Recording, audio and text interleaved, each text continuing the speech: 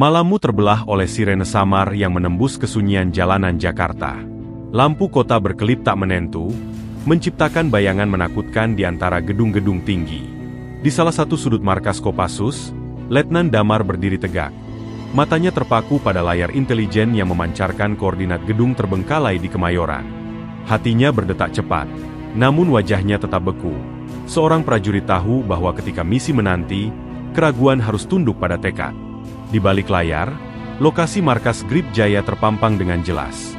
Sebuah bangunan 10 lantai yang dulunya pabrik tua.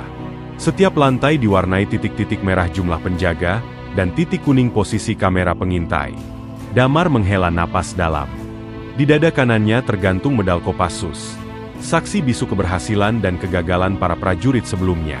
Kini giliran dia menulis sejarah terbaru. Peringatan datang dari radio usang di saku jaket. Target bergerak ke lantai 2. Suara itu terputus-putus, namun cukup memacu adrenalin Damar. Tanpa aba-aba lebih lanjut, ia melangkah keluar, melewati pekarangan markas yang dipenuhi kendaraan tempur. Hanya beberapa orang tahu dia pergi tanpa dukungan tim. Pilihannya tunggal, berhasil atau tewas. Langkah Damar ringan namun penuh kepastian. Setiap jengkal jalan ia hafal, setiap suara kota ia kenal. Hujan gerimis menambah selubung kabut tipis di aspal, sempurna untuk menyergap. Senyum tipis terukir di bibirnya ketika ia meraih pisau terselip di perut jaket. Senjata sunyi yang akan menjadi pembuka jalan. Di pintu masuk gedung, Damar menempelkan telapak tangan pada pembaca sidik jari curian. Sekilas, lampu hijau menyala, langsung diikuti suara klik mekanisme pintu. Ia melangkah masuk, pintu baja menutup perlahan. Saat itulah radar gerak di kepala terasa. Sudut pandangnya berubah. Ia membaca setiap langkah dan bayangan di lorong sempit. Hening memekakkan, hingga tiba-tiba 3 penjaga muncul di tikungan. Tanpa menunggu, Damar melayang. Pisaunya melayang dari sarung dan menancap tepat di antara leher dan bahu. 2 lagi terkejut sebelum sadar peluru senyap menembus kegelapan. Tubuh mereka ambruk tanpa suara. Nafas Damar tertahan sesaat, lalu kembali teratur. Misi belum selesai. Namun, layar kecil di pergelangan tangannya berkedip merah. Deteksi intrusi, 1 pelaku. Sekarang semua penjaga Grip Jaya tahu, malam ini ada 1 bayangan yang menari di antara mereka. Damar mengangkat kepala, matanya menyala tajam. Pertarungan sejati baru saja dimulai. Di dalam ruang kontrol darurat markas Kopassus, satu-satunya sinyal pelacak Damar masih berkedip di layar. Di luar sana, dunia tidur lelap, tak menyadari bahwa nasib seorang ilmuwan kunci dan mungkin kestabilan negara bergantung pada seorang prajurit yang kini menyusup sendirian ke jantung markas kriminal paling berbahaya di Jakarta. Tak ada pasukan cadangan, tak ada jalan kembali. Hanya 1 suara menggema di kepalanya, "Jangan gagal." Damar bersembunyi di balik panel besi tua di lantai 1, tubuhnya menyatu dengan gelap. Pikirannya bekerja cepat, menyusun rencana taktis berdasarkan pengamatan cepat terhadap struktur bangunan. Dia tahu, naik dengan kekuatan penuh adalah bunuh diri. Tapi dia juga tahu, diam terlalu lama berarti Profesor Raditya bisa dipindahkan atau, lebih buruk lagi, dibunuh. Waktu bukan sekutu malam ini. Hanya ketenangan dan keberanian yang menemaninya. Ia membuka kantung kecil di pinggangnya, mengeluarkan 3 alat, paku ranjau magnetik, kamera mikro drone, dan bom asap tak berbau. Ia menyebar paku ranjau di jalur mundur, lalu melepaskan drone kecil ke udara.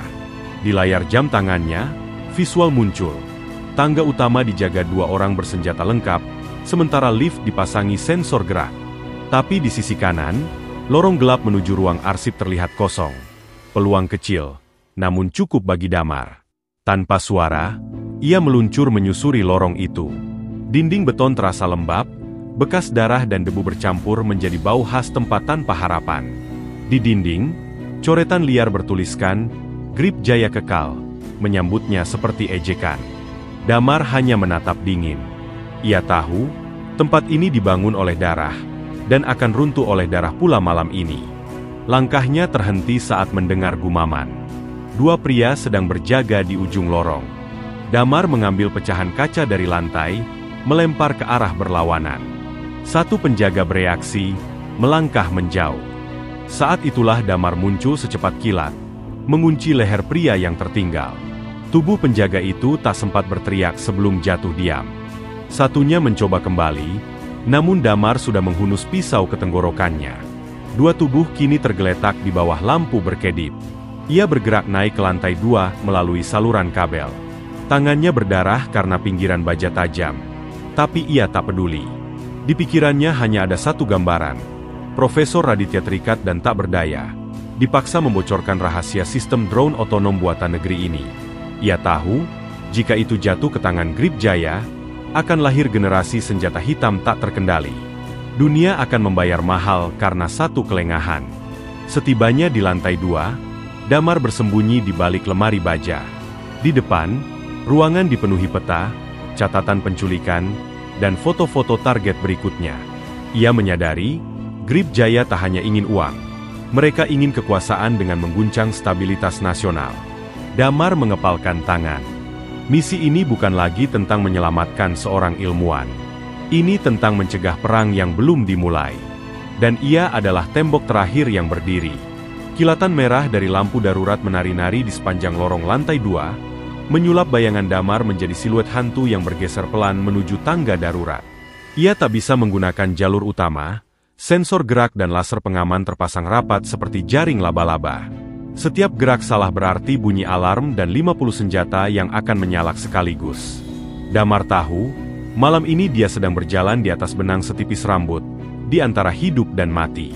Di sela langkahnya, suara interkom berbunyi nyaring di seluruh gedung. Perhatian! Kita memilih tamu tidak diundang. Cari dan bunuh dia. Suara itu berat, penuh cemooh. Damar mengenali nada itu. Bos Marwan, pemimpin sadis Grip Jaya yang disebut-sebut suka memaku jari tahanan satu persatu hanya untuk melihat ketakutan di mata mereka. Suara itu kini menggema di dinding, menandakan bahwa penyusup telah terdeteksi. Dirinya. Damar bergerak lebih cepat. Ia meluncur ke lantai 3, menghindari tatapan kamera dengan manuver berani. Tapi jejaknya tak bisa disembunyikan selamanya. Seorang penjaga di tikungan melihat gerakannya dan berteriak. Denting alarm meraung keras. Dalam hitungan detik, 3 pria bersenjata berat muncul dari balik pintu baja. Damar tidak lari. Ia menarik senapan senyap dari punggungnya, menembak sekali, 2 kali, 3. Tubuh-tubuh roboh dalam diam. Tapi suara sepatu berlari makin dekat. Ini baru permulaan. Ia menabrak pintu sebelah kanan dan masuk ke ruang penyimpanan. Bau besi, minyak, dan darah bercampur menjadi kabut pekat yang menyengat. Damar memblok pintu dengan lemari, lalu menempelkan peledak kecil di gagangnya. Ketika pintu didobrak, ledakan menyambut mereka. Tubuh 2 pengejar terlempar keluar. Dinding dipenuhi serpihan darah dan logam. Tapi Damar tak punya waktu menikmati kemenangan kecil itu. Langkahnya kini berat. Bahunya terkena pecahan baja, dan darah mulai mengalir dari lengan kiri. Ia merobek kain seragamnya, membalut luka seadanya. Rasa perih diabaikan. Ia terus bergerak, naik ke lantai 4. Di sana, ia melihat sesuatu yang membuat napasnya tercekat. Sel penjara portabel, dengan beberapa tahanan tak dikenal. Mulut mereka dibekap, mata penuh ketakutan. Damar menghampiri salah satu, membuka ikatan, dan bertanya pelan, "Profesor Raditya ada di mana?" Tahanan itu menunjuk ke atas. Lantai 9 dijaga ketat banyak senjata berat. Suaranya parau, hampir tak terdengar. Damar mengangguk, lalu membuka borgol satu persatu. "Diam di sini. Kalau dengar ledakan lagi, jangan bergerak." Ia tak bisa menyelamatkan semua, tapi bisa memberi mereka harapan. Dan malam ini, harapan adalah senjata paling langka di tempat ini. Ketika ia kembali ke lorong utama, suara berat itu terdengar lagi di pengeras suara. "Kau pikir bisa menyelamatkan dia dan keluar hidup-hidup? Ini rumah kami. Kau hanya daging masuk kandang serigala." Damar menatap langit-langit, wajahnya dingin. Ia berbisik lirih, hampir seperti doa, "Aku bukan daging. Aku pisau di tenggorokanmu." Dan dengan itu, ia mulai naik ke lantai 5, ke jantung neraka tempat darah dan baja menunggu. Lantai 5 menyambut Damar dengan kesunyian yang aneh, seolah bangunan tua itu sedang menahan napas. Tidak ada suara langkah, tidak ada suara peringatan, Hanya sorotan lampu merah di sepanjang langit-langit yang berdenyut, seperti detak jantung menunggu pecah. Damar tahu diam seperti ini bukan pertanda aman. Itu pertanda perang. Ia mengisi peluru ke dalam magasin senapan senyapnya, lalu menarik napas dalam. Sekali lagi ia bergerak. Bayangannya menyatu dengan dinding kelam. Tak lama, suara kasar sepatu bot beradu dengan beton terdengar dari dua arah berlawanan. Pasukan pertama mulai turun dari lantai atas, sementara sisanya mendaki dari bawah. Grip Jaya mengerahkan pasukan penuh, 12 orang, formasi pengepungan klasik. Mereka tahu Damar ada di lantai 5. Mereka pikir, ini akhir permainan. Mereka belum tahu siapa yang mereka buru. Damar berbalik dan masuk ke lorong panjang yang remang. Ia menempelkan 2 bom suara di dinding, lalu memancing perhatian dengan menembakkan peluru ke atas pipa logam, menciptakan gema menggoda.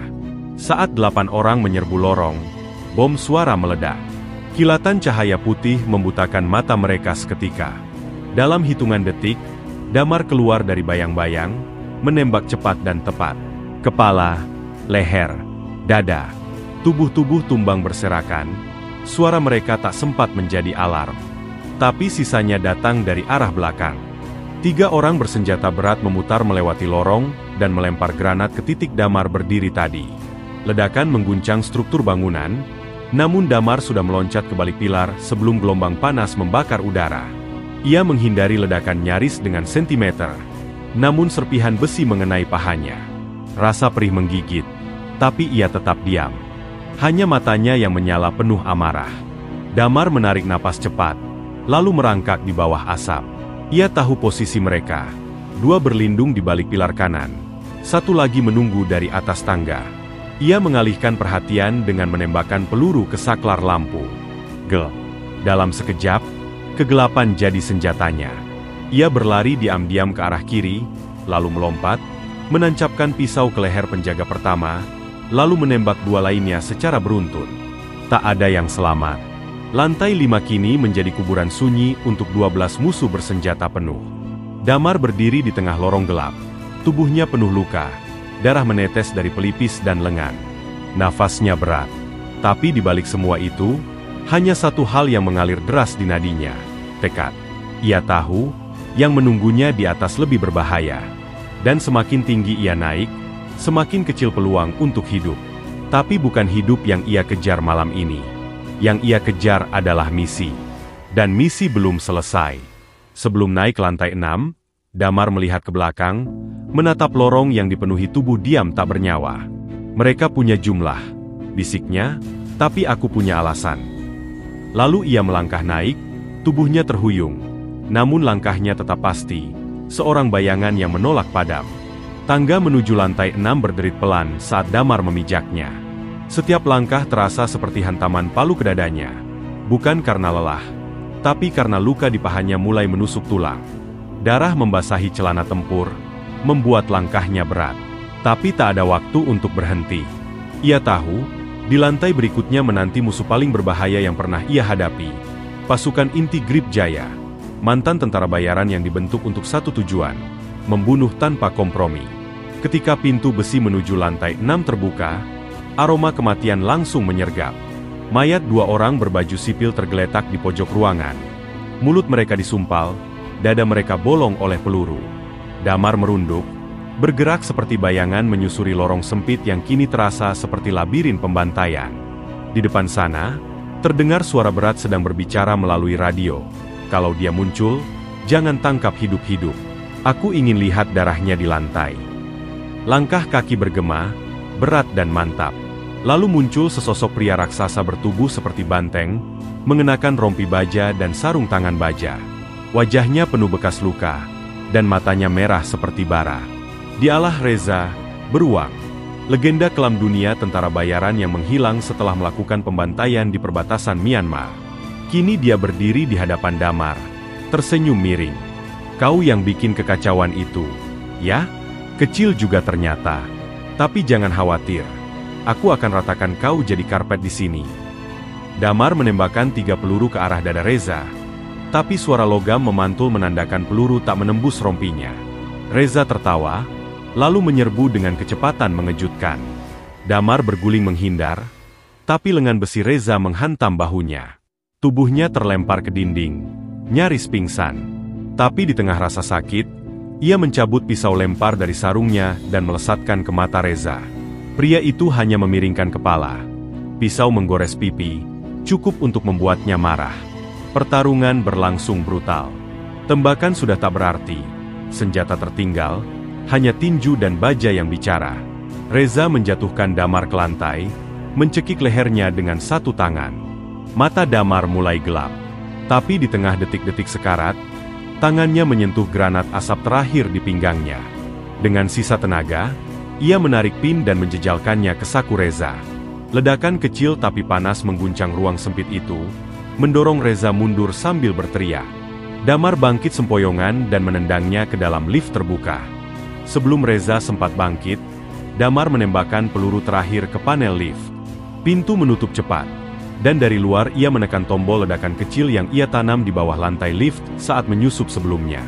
Dentuman keras menggema di seluruh lantai, dan suara jeritan Reza menghilang dalam api. Lantai berdarah kini benar-benar milik Damar. Tapi tubuhnya nyaris habis. Lututnya gemetar, paru-parunya terbakar, dan pandangannya mulai kabur. Namun saat ia membuka pintu menuju tangga ke lantai 7, ia berbisik lirih. Belum. Aku belum selesai. Sisa napasnya kini didorong oleh satu hal yang lebih kuat dari rasa sakit. Tekad untuk menyelesaikan apa yang sudah dimulai. Ia tahu Profesor Raditya semakin dekat. Tapi ia juga tahu, yang menunggu di atas takan kalah ganas dari neraka yang baru saja ia lewati. Dan meskipun tubuhnya mulai menyerah, jiwanya belum. Tidak malam ini. Tidak sebelum misi selesai. Damar berjalan terseok. Langkahnya meninggalkan jejak darah di tangga menuju lantai 7. Jari-jarinya gemetar saat menggenggam dinding. Dan setiap hela napas terdengar seperti bisikan maut di telinganya sendiri. Tapi saat ia mendorong pintu besi berat dan melihat ruangan di baliknya, ia tahu, ini bukan sekadar lantai baru. Ini adalah ruang penyiksaan. Bau besi, darah basi, dan daging terbakar menusuk hidungnya seperti cambuk api. Ruangan itu remang, diterangi hanya oleh lampu gantung tua yang bergoyang pelan, mengayunkan bayangan-bayangan aneh di dinding. Di tengah ruangan, kursi logam berdarah menjadi tahta kematian. Di sekelilingnya tergantung foto-foto korban, wajah-wajah penuh luka, sebagian dengan mata tertutup kain hitam. Dan di sana, berdiri di antara jeritan yang membatu, dua sosok tegap, berjubah hitam, wajah tertutup topeng gas. Mereka adalah si kembar, Algojo pribadi Bos Marwan, dikenal karena selalu membunuh bersamaan, seolah satu jiwa dalam dua tubuh. Tanpa sepatah kata, mereka menyerang. Damar tak punya waktu untuk meraih senjata. Serangan pertama datang dari kiri. Tendangan ke arah dada membuatnya terdorong ke dinding. Yang kedua menghujam dari kanan. Pisau nyaris merobek perutnya. Tapi ia memutar badan dan menangkis dengan sisa kekuatan. Ia tahu, ini bukan pertarungan biasa. Mereka bukan preman. Mereka dibentuk untuk satu hal. Membunuh lambat-lambat, biar rasa sakit menjadi seni. Damar melompat mundur, menarik kabel listrik dari lampu gantung, lalu menyambungkannya ke plat baja lantai.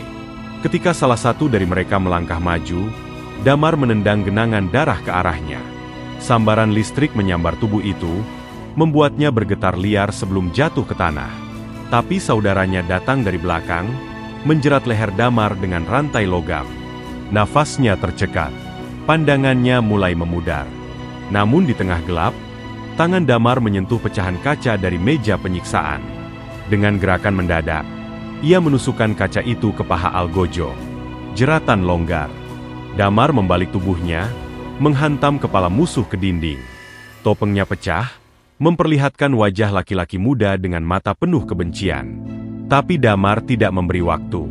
Ia mengayunkan rantai, melilit leher lawannya, dan menarik sekuat tenaga hingga suara retakan tulang terdengar jelas. Tubuh itu jatuh diam.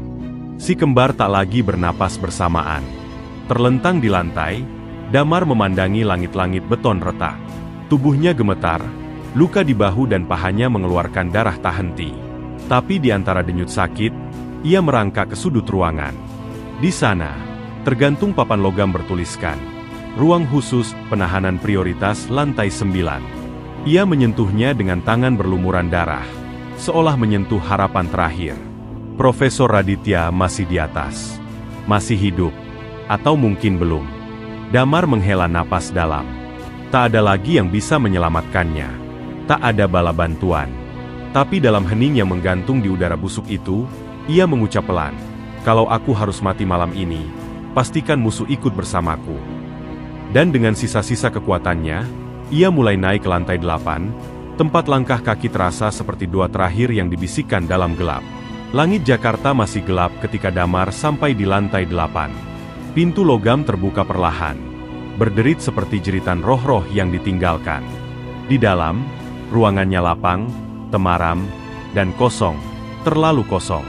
Seperti panggung sebelum pertunjukan akhir dimulai. Tapi Damar tahu ini jebakan. Ia bisa merasakannya dari dinginnya udara, dari tatapan tak terlihat yang mengintainya dari balik bayangan. Ini bukan ruang biasa. Ini adalah ruang eksekusi. Tiba-tiba, suara tawa rendah menggema dari pengeras suara tersembunyi. "Akhirnya kau sampai juga, Damar." Itu suara Bos Marwan. Dalam, dingin, dan penuh kenikmatan sadis. "Kau sudah bunuh banyak anak buahku. Kau sudah buat lantai demi lantai jadi kuburan.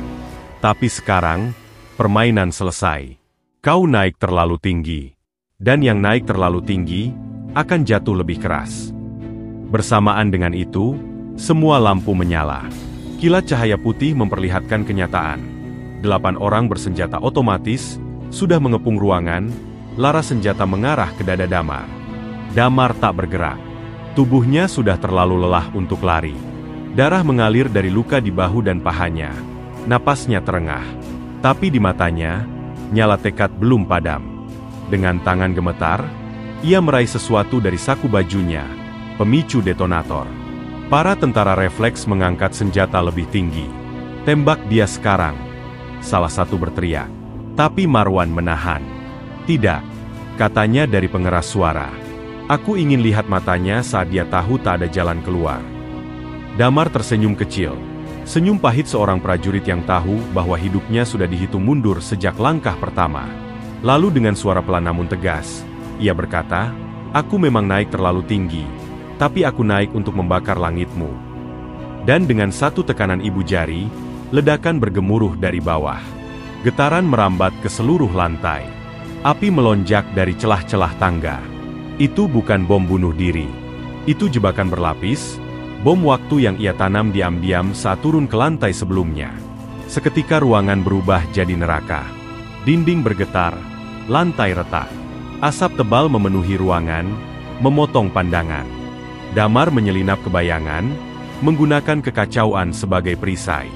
Dalam kabut api, ia bergerak cepat, menusuk satu musuh dari belakang, menembak 2 lainnya sebelum mereka sempat mengarahkan senjata. 3 roboh. 5 tersisa. Panik, menyerang membabi buta. Tapi dalam asap dan api, Damar tak terlihat. Ia adalah bayangan. Ia adalah kematian. Satu persatu mereka tumbang. Suara letusan senjata berpadu dengan runtuhan beton. Damar kini sendirian lagi, berdiri di tengah kehancuran yang ia ciptakan sendiri. Nafasnya berat. Telinganya berdenging karena ledakan. Tapi di antara puing-puing, ia melihat sesuatu. Sebuah pintu baja dengan kode digital, tertulis besar, "Penahanan prioritas Profesor Raditya." Harapan. Masih ada waktu. Tapi tak banyak. Bangunan mulai ambruk perlahan. Dan di lantai atas, lantai 9, dunia yang akan menentukan apakah perjuangannya berakhir dengan kematian, atau kemenangan. Damar menyeret tubuhnya menuju tangga terakhir. Setiap langkahnya diiringi gemuruh reruntuhan. Tapi kali ini, tidak ada ketakutan. Tidak ada keraguan. Hanya satu tujuan tersisa. Ia tidak datang untuk pulang. Ia datang untuk menyelesaikan. Dan jika malam ini harus jadi akhir hidupnya, maka ia akan memastikan akhir itu berarti. Tangga menuju lantai 9 telah berubah menjadi lereng kematian. Dipenuhi reruntuhan beton, serpihan kaca, dan darah yang sudah mengering. Damar mendaki dengan sisa-sisa kekuatannya, menyeret tubuh yang nyaris tak bergerak. Kepalanya berdarah, matanya mulai buram. Tapi tangannya tetap mencengkeram erat senapan terakhir yang masih bisa menembak. Lantai 9 bukan lagi tujuan. Ia telah menjadi takdir. Dan di balik pintu baja yang kini menganga, takdir itu menunggu dalam diam. Ruang itu hening, hampir suci. Dinding-dinding kaca menghadap langit Jakarta yang mulai memerah. Fajar hampir datang, tapi darah lebih dulu terbit. Di tengah ruangan, duduk seorang pria tua dengan rambut memutih, tangannya terikat di kursi logam. Wajahnya penuh luka, tapi matanya tetap tajam. Profesor Raditya. Damar berhenti di ambang pintu, napasnya tercekat, bukan karena luka, tapi karena perasaan. Setelah semua ini, ia masih hidup. Damar. Lirih suara itu, nyaris seperti bisikan doa yang didengar dari neraka. Namun sebelum Damar sempat mendekat, suara langkah pelan bergema dari sisi ruangan. Dari balik bayangan, muncul sosok tinggi berjubah jas hitam, mengenakan sarung tangan kulit, rambut rapi, dan senyum dingin yang tidak pernah mencintai siapapun. Bos Marwan. Sungguh perjalanan yang mengesankan, katanya sambil berjalan mendekat, pelan, santai, seperti malaikat maut menikmati kemenangannya. Kau telah melewati semuanya, hanya untuk mati di hadapan kebenaran. Damar mengangkat senapan, tapi Marwan lebih cepat. Dengan gerakan licin, ia menembak, peluru bersarang di bahu kiri Damar. Damar terhuyung, senapannya terjatuh, tubuhnya menabrak pilar kaca. Darah muncrat, tapi ia tetap berdiri, seperti tiang bendera terakhir di tengah badai. Kenapa kau culik dia? Tanya Damar, suaranya serak namun tajam. Marwan tersenyum. Raditya bukan sekadar ilmuwan. Dia kunci. Dia menyimpan data operasi bersih-bersih, nama-nama petinggi negara yang akan kuhancurkan dan gantikan. Dia pengetahuan. Dan pengetahuan harus dikurung. Damar tahu ia tak bisa menang adu senjata. Tapi ia punya sesuatu yang tak dimiliki Marwan. Kehendak untuk mati dengan tujuan. Dengan sisa tenaga, ia merogoh saku dalam rompi, menarik pemicu terakhir, yang terhubung ke bom kecil di pintu utama. Marwan melihatnya dan tertawa kecil. Bom kecil tidak bisa membunuhku. Damar, kau terlalu lelah. Terlalu hancur. Tapi Damar tidak menargetkan Marwan. Ia melihat ke langit-langit kaca di atas. Ke tangki bahan bakar helikopter pribadi yang terparkir di rooftop, tepat di atas ruangan. Yang mati, bukan aku, ucap Damar. Dan ia menekan pemicu. Ledakan menghancurkan langit-langit. Api menyambar dari atas, menghantam Marwan, membakarnya seketika. Tubuh itu terbakar sambil berteriak, terjatuh dalam api. Kaca-kaca beterbangan, dan reruntuhan mulai menghancurkan struktur lantai 9. Damar berlari tertatih menuju Profesor Raditya, memotong tali pengikat dengan serpihan logam. Mereka berdua ambruk bersamaan saat langit mulai runtuh.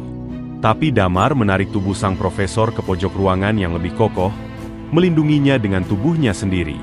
Saat api dan debu mulai reda, fajar benar-benar datang. Lantai 9 tinggal puing-puing. Tapi di bawahnya, grip Jaya sudah tak ada. Marwan mati. Markas mereka musnah. Dan Damar, penuh luka dan debu, masih memeluk kehidupan sang ilmuwan, walau napasnya nyaris tiada. Dalam bisikan terakhir, Profesor Raditya menggenggam tangannya dan berkata, "Negara berutang padamu, anak muda." Dan sebelum Damar jatuh pingsan, ia tersenyum. Misi selesai. Damar terbangun di sebuah rumah sakit tersembunyi, dikelilingi oleh wajah-wajah yang penuh rasa hormat dan syukur. Profesor Raditya sudah sembuh. Kini berdiri sebagai saksi hidup betapa besar pengorbanan seorang prajurit tunggal yang menantang puluhan musuh demi menyelamatkan bangsa. Meski tubuhnya masih lemah dan penuh luka, semangat Damar tak pernah padam. Ia tahu bahwa perang sebenarnya belum berakhir. Tapi untuk saat ini, ia telah memenangkan bab penting dalam hidupnya. Hari-hari berlalu, Damar mulai menerima bahwa kehidupan barunya tidak lagi seperti dulu. Ia bukan hanya seorang prajurit. Ia kini menjadi simbol harapan, inspirasi bagi mereka yang berjuang dalam kegelapan. Panggilan misi dan suara ledakan mungkin telah jauh, tapi kehadirannya tetap menjadi penjaga sunyi, menjaga agar keadilan dan kebenaran terus berjalan meski dalam senyap. Jakarta mungkin telah kembali tenang, tapi bayangan perjuangan itu tetap membara dalam dirinya. Sebelum akhirnya meninggalkan rumah sakit, Damar menatap keluar jendela, melihat matahari terbit yang menghangatkan kota. Dengan tekad yang baru, ia berbisik, ini bukan akhir, tapi awal dari sesuatu yang lebih besar. Dan dengan langkah perlahan tapi pasti, ia melangkah keluar, menyambut hidup yang telah ia perjuangkan dengan nyawa. Misi 1 orang melawan 50 telah usai, tapi perjalanan seorang pejuang